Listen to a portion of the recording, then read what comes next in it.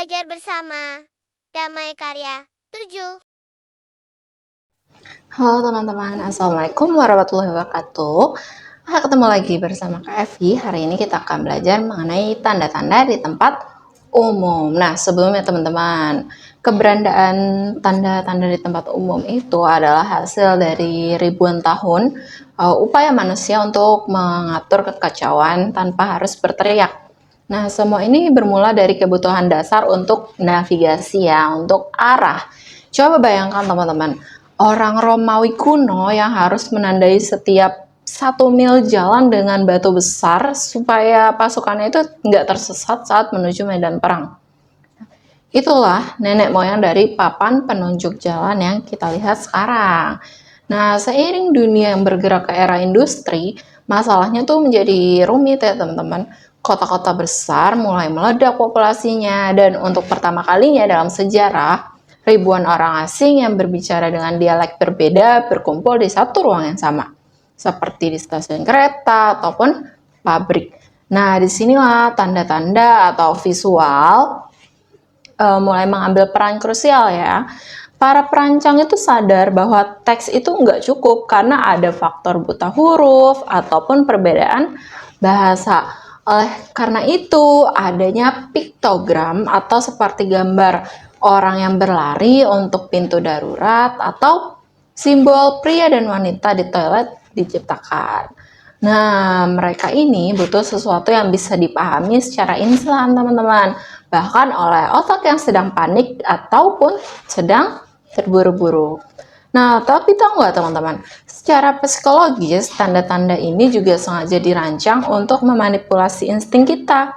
Penggunaan warna merah untuk larangan atau bahaya bukan sebuah kebetulan. Secara evolusi, mata manusia itu sangat sensitif terhadap warna merah, teman-teman. Karena warna merah itu identik dengan darah ataupun api. Begitu juga dengan pemilihan tipografi yang kaku dan tanpa riasan. Tujuannya itu murni, teman-teman, agar mata bisa memproses informasi dalam hitungan milidetik. Jadi cepat ya teman-teman, nggak ada 1 detik, tapi ini milidetik yang set gitu. Jadi, setiap kali teman-teman melihat papan informasi di bandara ataupun rambu di larang parkir, itu teman-teman sebenarnya sedang melihat produk dari gabungan sejarah militer, sosiologi perkotaan, dan juga eksperimen psikologi yang panjang. Gitu teman-teman. Nah, sebelum kita masuk ke pembelajaran kita pada hari ini, izinkan Kak Evi untuk membahas beberapa tujuan pembelajaran yang akan kita dapatkan ya. Yang pertama, yaitu teman-teman dapat memahami tata letak dan juga tanda di tempat umum. Lalu yang kedua, untuk keselamatan dan keamanan diri ya. Misalnya kita jadi tahu, oh tempat ini punya protokol keselamatan seperti jalur evakuasi ataupun titik kumpul. Lalu yang ketiga ada kemandirian ya.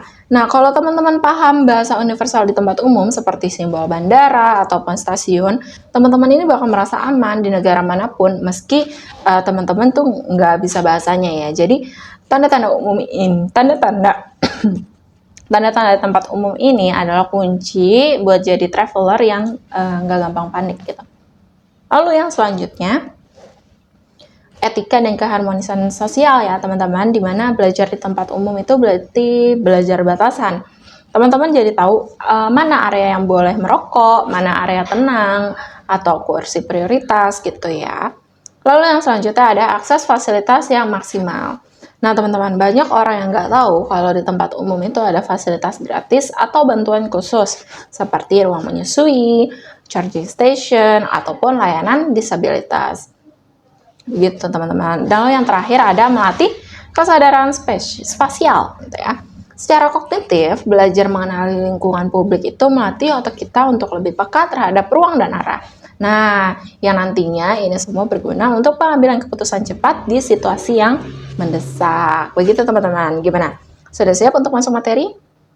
Kalau gitu, kita masuk ke materi ya. Let's go! Oke teman-teman, tempat umum yang pertama kita bahas adalah di sekolah, yaitu rumah kedua untuk kita semua. Nah, sekolah itu kan tempat yang paling banyak aturannya tapi seru ya teman-teman. Tandanya itu biasanya kebanyakan warna hijau ataupun biru. Yang pertama ada tanda zona selama sekolah. Nah, biasanya gambarnya ini ada gambar kakak kelas lagi menggandeng adik kelas. Nah, artinya apa teman-teman? Artinya semua kendaraan di depan sekolah harus jalan pelan-pelan supaya adik-adik atau teman-teman semua aman ketika menyeberang atau ketika berada di lingkungan sekolah, seperti itu. Lalu yang kedua ada tanda kantin. Nah, gambarnya apa teman-teman? Sendok dan garpu. Siapa sih nih yang menemukan tanda kantin nih di sekolahnya? Iya, jadi ini tanda yang paling favorit ya. Artinya di situ adalah tempat kita bisa isi energi untuk belajar lagi gitu teman-teman. Lalu yang ketiga ada tempat mencuci tangan. Nah, gambarnya itu tangan di bawah keran air ya teman-teman. Contohnya adalah seperti kita habis main bola, atau kita habis memegang kapur, atau kita habis piket. Nah, tanda ini mengingatkan kita supaya tuh kita harus membersihkan tangan agar terhindar dari kuman gitu. Lalu untuk tempat umum yang kedua ada di supermarket ataupun mall. Nah, mall itu kan luas banget ya teman-teman. Kalau nggak ada tanda gimana teman-teman? Coba bayangin teman-teman lagi ke mall gitu ya. Terus sendirian tanpa orang tua ataupun misal sama teman berdua gitu ya. Terus pas masuk teman-teman mau ke sini ke sana tapi nggak ada tanda nih. Kalau ke sini kemana ya? Kalau ke sana kemana ya? Gitu. Itu gimana teman? Pasti bisa muter-muter kan? Atau bahkan kita bisa nyasar juga nyampe malam. Nah, makanya teman-teman di mall kebanyakan ada yang namanya tanda tangga darurat gitu ya. Gambarnya itu adalah orang warna hijau yang lagi lari keluar pintu. Tanda ini penting banget teman-teman. Kalau tiba-tiba lampu mati ataupun ada asap, kita nggak boleh pakai lift. Nah, kita harus ikuti si om hijau ini supaya bisa keluar dari gedung dengan aman. Lalu yang kedua ada tanda lantai licin. Warnanya itu kuning terang teman-teman. Gambarnya adalah orang terpleset. Oke. Nah, itu berarti bahwa lantainya itu masih basah ya teman-teman, habis dipel. Jadi, teman-teman diharap berhati-hati, jangan berlari ya. Seperti itu. Lalu yang ketiga ada tanda troli. Nah, gambarnya adalah gambar keranjang belanja. Artinya, kita boleh mengambil kereta dorong yang ada di situ biar kita nggak pegal bawa belanjaan ya, seperti belanjaan susu, cemilan, sayur, buah, seperti itu. Lanjut, tempat umum yang ketiga adalah di taman bermain. Nah, di sini tandanya tuh biasanya soal menjaga fasilitas ya, biar nggak dirusak gitu teman-teman. Yang pertama ada tanda dilarang memetik bunga. Gambarnya itu tangan yang mau ambil bunga tapi dicoret merah. Nah, coba teman-teman bayangin nih, kalau semua anak-anak di kelas teman-teman itu metik satu bunga. Tamannya otomatis jadi gundul kan teman-teman, jadi nggak ada bunganya lagi. Terus gimana? Jadi nggak cantik lagi. Nah, itulah tanda ini gunanya adalah untuk berbagi keindahan teman-teman. Menjaga keindahan gitu ya. Lalu yang kedua ada tanda tempat sampah. Nah, gambarnya adalah orang baik yang buang sampah pada tempatnya. Nah, ini tandanya adalah kita diajak menjadi superhero untuk lingkungan. Kita menjaga lingkungan untuk tetap bersih, tetap asri, seperti ya teman-teman. Lalu yang ketiga ada tanda batas umur.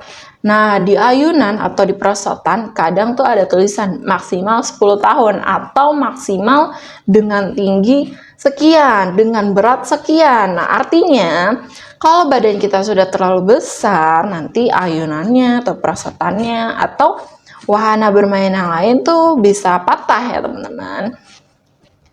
Oke, lanjut ke tempat umum keempat. Ada apa nih? Ada jalan raya. Nah, ini adalah tempat yang paling cerewet, paling berisik tandanya karena menyangkut dengan nyawa. Yang pertama ada tanda zebra cross ya teman-teman. Bentuknya itu garis hitam dan putih. Nah, ini adalah wilayah dari kekuasaan pejalan kaki. Gitu teman-teman. Nah, kalau kita berdiri di situ, mobil-mobil besar ataupun motor ataupun truk gitu ya harus berhenti sebentar untuk memberi kita jalan. Lalu yang kedua ada tanda dilarang masuk. Bentuknya itu lingkaran merah dengan garis putih di tengah. Artinya itu teman-teman, jalan ini itu untuk satu arah ya. Jangan lawan arus, nanti bisa tabrakan. Lalu yang ketiga ada tanda parkir, hurufnya P. Iya betul sekali. Nah kalau nggak dicoret, artinya tuh mobil boleh parkir di situ. Tapi kalau huruf P-nya disilang dengan warna merah, itu artinya tidak boleh parkir. Begitu ya teman-teman. Lalu tempat umum yang terakhir ada di rumah sakit. Nah, di rumah sakit itu adalah zona yang super tenang ya teman-teman, karena banyak banget orang sakit yang dirawat gitu ya. Tanda yang pertama yang sering banget kita temui adalah tanda dilarang merokok. Gambarnya itu adalah rokok yang dicoret merah. Nah, di sini tuh di rumah sakit itu udaranya tuh harus bersih ya, karena banyak orang yang lagi belajar bernafas lagi supaya sehat. Lalu yang kedua ada tanda laboratorium atau radiologi. Nah, kadang ada gambarnya seperti kipas angin aneh, yaitu sebenarnya ada simbol radiasi ya teman-teman.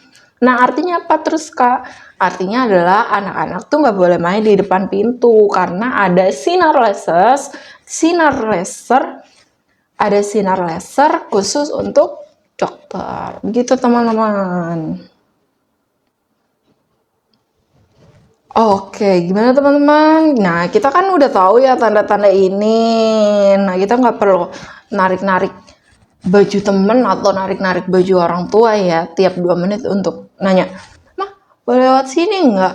Mah, kita boleh buang tempat sampah di sini nggak?" Atau, "Mah, toiletnya di mana ya?" Gitu.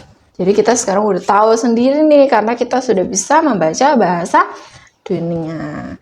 Gitu teman-teman. Oke, pembelajaran kita pada hari ini cukup sampai sini. Sampai bertemu di pertemuan berikutnya. Bye-bye.